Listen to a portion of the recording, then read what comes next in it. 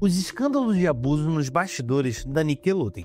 Com certeza devem lembrar do iCarly, Drake e Josh e Zoe. Essas séries, elas fizeram parte da nossa adolescência e juventude também. A gente voltava da escola, talvez correndo ali para ficar grudado na TV assistindo esses programas. Mas vocês já pararam para pensar e perceber, poxa, por que será que tantos atores mirins da Nick acabam se dando mal depois de adultos? Amanda Bynes, internada em clínicas psiquiátricas, Drake Bell, preso por crimes contra menores, Janet McCurdy, escrevendo um livro sobre como odiava a mãe e a carreira. A gente sempre achou que era muito coincidência e que fama desde cedo era difícil mesmo, isso é fato. Mas olha só, em março de 2024 saiu um documentário chamado Kids on Set, The Dark Side of Kids TV, que mostrou a verdade por trás dessas séries que a gente amava. E a verdade, infelizmente, era chocante. Por décadas, a Nickelodeon ela foi um covil de predadores sexuais, produtores abusivos e executivos que fecharam os olhos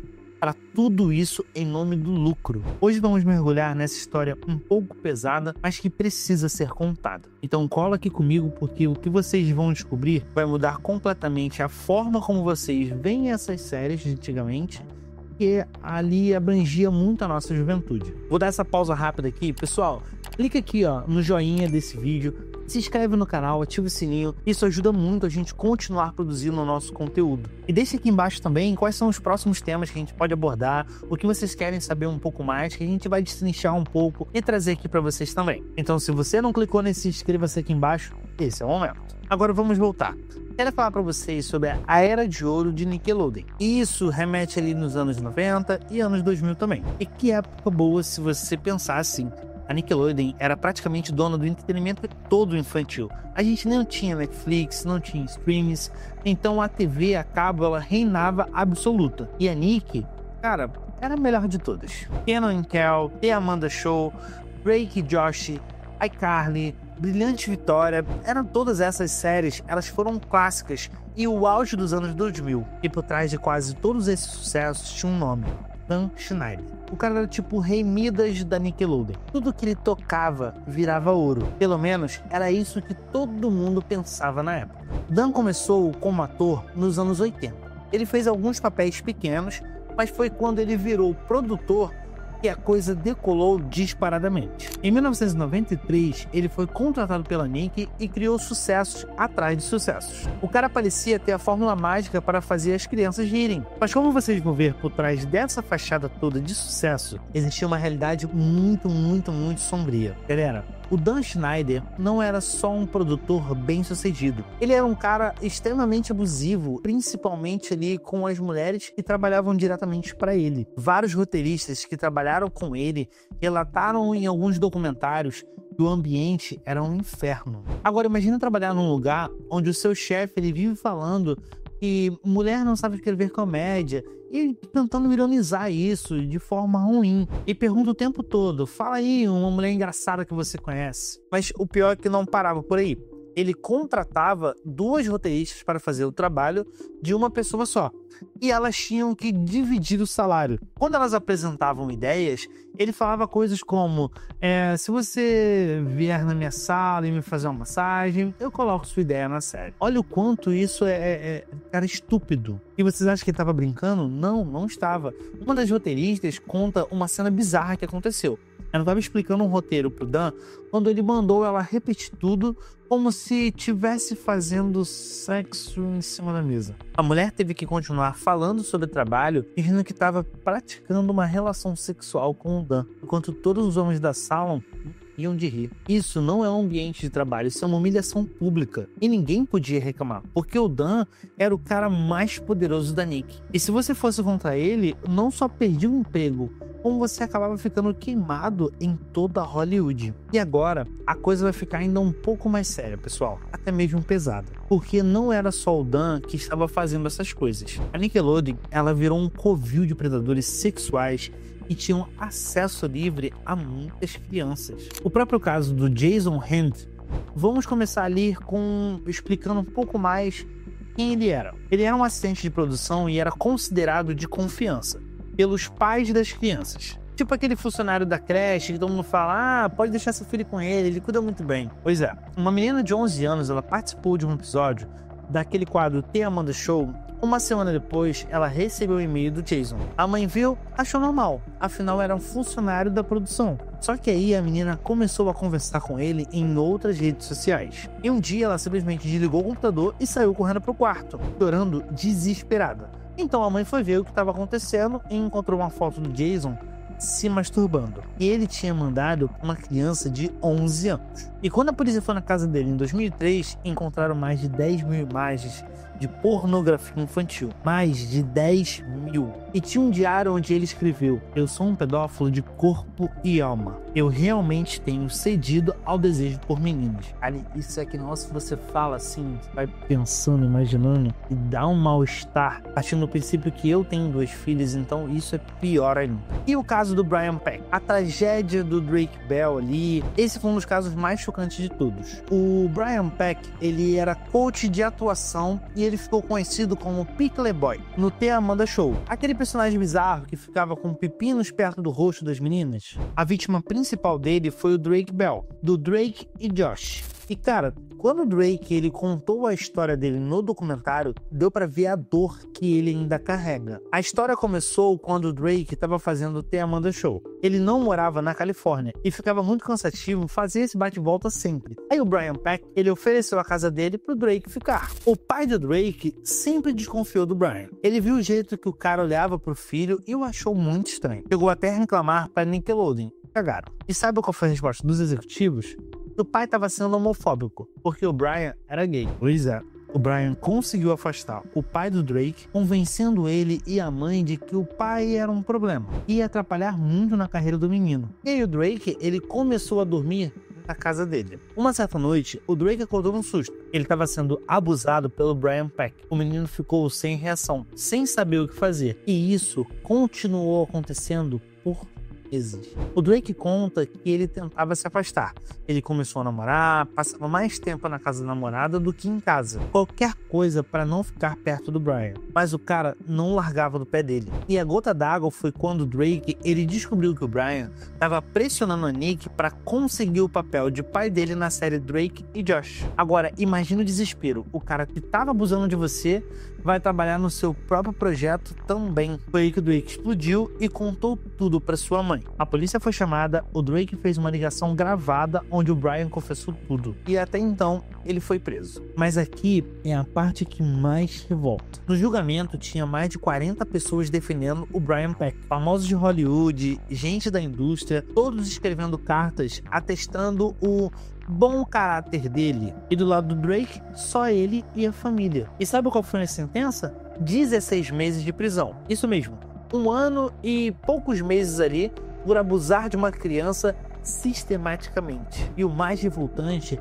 é que quando ele saiu da cadeia, ele foi contratado para trabalhar em Zack Code, do Disney Channel. Agora, como que uma pessoa condenada por abuso sexual infantil consegue outro trabalho com crianças? Isso não entra na minha cabeça, cara. Isso é um caso muito revoltante. E não foram poucas as vítimas desses caras não, tá? Temos casos ainda mais pesados e muito tristes, como por exemplo, da própria atriz Amanda Bynes. A Amanda foi descoberta pelo Dan Schneider quando ela tinha apenas 10 anos, num clube de comédia que ela estava. Ela virou a menina dos olhos dele, ganhou o próprio programa, The Amanda Show, e era tratada como a estrela mais importante do Nick. Mas quem trabalhava no set notava coisas muito estranhas acontecendo. A Amanda e o Dan sumiam juntos das gravações constantemente. Ninguém sabia onde eles estavam. E quando voltavam, falava que estavam no escritório escrevendo roteiros, ou até mesmo discutindo ideia para os programas. E tem uma cena que ficou famosa e que hoje ela é vista com outros olhos. A Amanda e Dan numa jacuzzi, ela de biquíni e ele totalmente vestido. Durante a gravação ele falava: "Você que faz a gente estar aqui junto, né? Você escreveu a gente nessa banheira", e ele respondeu rindo: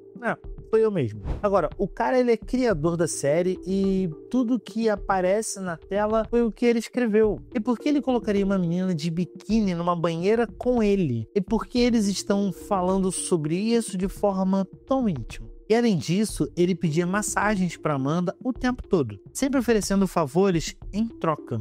Mais tempo de tela, mais piadas para ela no roteiro. Era um tipo de moeda de troca constante. A Amanda em si, ela nunca falou publicamente sobre o que rolou. Mas lá em 2013, quando ela estava numa fase muito complicada mentalmente e até mesmo os pais controlavam suas redes sociais, apareceu uma conta no Twitter chamada PersianLA27, que dizia ser a Amanda de verdade. Nesta conta, ela postou fotos do passaporte, documentos, selfies nunca vistas, dizendo que era ela mesma e que a conta oficial era controlada pelos pais. E foi nessa conta que ela soltou bombas pesadíssimas. Lá tinha relatos como: imagina ter que fazer um aborto aos 13 anos porque você engravidou do seu chefe. E se vocês analisarem, quem era o chefe dela com 13 anos? Dan Schneider. Ela também postou: meu pai nunca fez nada comigo. Eu falei isso porque tem um microchip no cérebro que me faz dizer coisas que não são verdade. Olha, com esses relatos dá pra perceber que a Amanda claramente ela tava com problema de saúde mental nessa época. Ela alternava muito entre fazer acusações chocantes e depois negar tudo, dizendo que tinha um microchip no cérebro, então é difícil saber o que é verdade. Mas uma coisa é inquestionável: a Amanda saiu de Hollywood completamente destruída. Viciou-se em drogas, álcool, teve vários internamentos psiquiátricos no meio do caminho e hoje ela está tentando reconstruir a vida estudando para ser manicure, longe dos holofotes. Olha o quão grave isso pode ser. E quando você vê o antes e depois dela, fica difícil não pensar quão difícil foi esse momento para ela e o que aconteceu com essa menina para ela ter se destruído tanto assim. Outro caso foi da Janet McCurdy, que fez a Sam em iCarly. É a que mais falou abertamente sobre os traumas que sofreu na Nickelodeon. Em 2022, ela lançou um livro chamado I'm Glad My Mom Died, que virou best-seller mundial. No livro, ela não cita nomes, mas descreve detalhadamente um criador, e todo mundo sabe que ela falava do Dan Schneider ali de relatos abertos. Ela conta que a mãe dela, que tinha câncer, forçou ela a ser atriz desde pequena para sustentar a família. E a Janete nunca quis ser atriz, ela queria ser escritora, mas a mãe dela basicamente vendeu a filha dela para a indústria. Pesado demais isso. E quando ela chegou na Nickelodeon, o criador rapidamente percebeu que ela era vulnerável e começou a manipulá-la. Ele a oferecia álcool ainda quando ela era menor de idade, e ela bebia dentro dos sets. Ele também enviava e-mails extremamente inapropriados para ela. No livro, ela chega a reproduzir alguns desses e-mails, onde o cara falava sobre as roupas que ela usava, sobre o corpo dela, fazendo comentários que não tinham nada a ver com o trabalho. Mas o pior de tudo veio lá em 2014.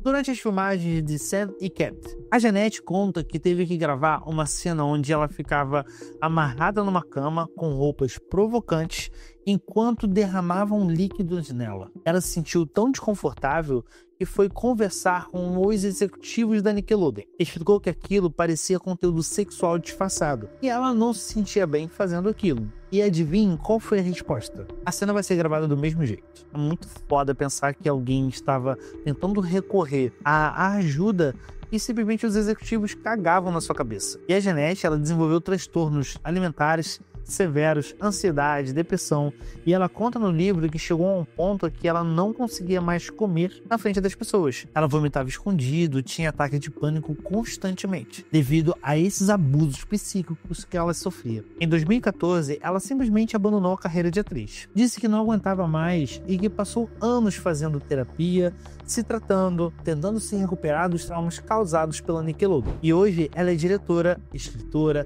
tem um podcast chamado Empty Side, onde ela fala sobre saúde mental e também ela é uma das vozes mais importantes na luta para proteger crianças na indústria do entretenimento. O livro dela é um soco no estômago. Ela não só expõe os abusos que ela sofreu na Nickelodeon, mas também fala sobre como a própria mãe dela foi abusiva, forçando-a a ser algo que ela nunca quis ser. E é um relato muito corajoso de alguém que sobreviveu ao inferno e decidiu contar a sua história para que outras crianças não passassem pelo mesmo. Agora, analisem.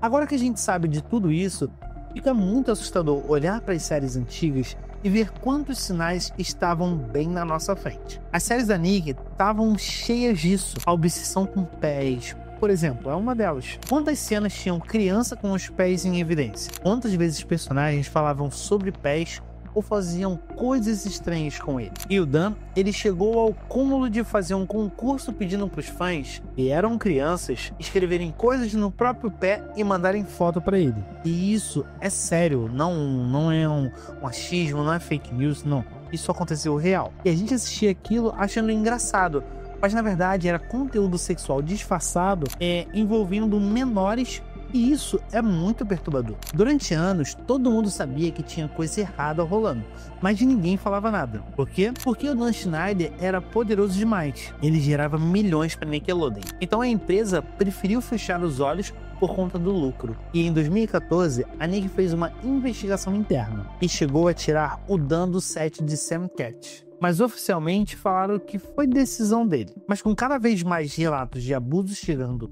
aos olhos da mídia, finalmente em 2018, a Nickelodeon ela anunciou que estava encerrando a parceria com Dan Schneider. Mas pagaram ainda uma bagatela de 7 milhões de dólares para ele sair quietinho. E o Dan, ele ficou em silêncio por 6 anos, até que recentemente, depois de documentários, ele deu uma entrevista pro The Hollywood Reporter, dizendo que se arrepende e pedindo desculpas para quem se sentiu ofendido. Agora, cara, quem se sentiu ofendido, ele tá falando como se fosse uma piada de mau gosto, não décadas de abuso sistemático. Ele tá tentando camuflar pela fala dele algo que foi extremamente grave. Isso é o que mais me chateia. Mas vamos lá. Essa história da Nickelodeon, ela é um lembrete doloroso de como a indústria do entretenimento pode ser cruel com crianças. Por décadas, adultos exploraram e abusaram e destruíram vidas de menores, tudo em nome do lucro. O documentário mesmo que fala sobre Get On Set, ele finalmente deu voz para as vítimas. O Drake Bell, ele teve coragem de contar a sua história. A própria Jeanette também, ela escreveu um livro expondo os bastidores. E essas pessoas, elas são heróis por falarem abertamente sobre isso. Mas quantas outras crianças sofreram em silêncio? Quantos outros predadores ainda estão por aí protegidos pelo poder e pelo dinheiro? A nossa responsabilidade agora é ficar mais atento, proteger as crianças que trabalham na indústria atualmente e não fechar os olhos quando vemos algo bem estranho acontecendo. E principalmente, acreditar nas vítimas quando elas têm coragem de falar. Porque no final das contas, nenhum programa de TV, nenhum lucro, nada disso vale mais que a segurança e o bem-estar de uma criança. Você já conhecia alguma dessas histórias? Ou já desconfiava de alguma coisa assim? Comenta aqui embaixo. Vamos continuar conversando um pouco mais sobre isso. E pessoal, valeu por assistir até aqui. Se inscreve aqui no canal, deixa o like, compartilha com quem precisa saber um pouco mais dessa história e também para deixar antenado aqueles pais de crianças que trabalham em meio artístico. Muito obrigado. Beijo no coração de vocês. Fui.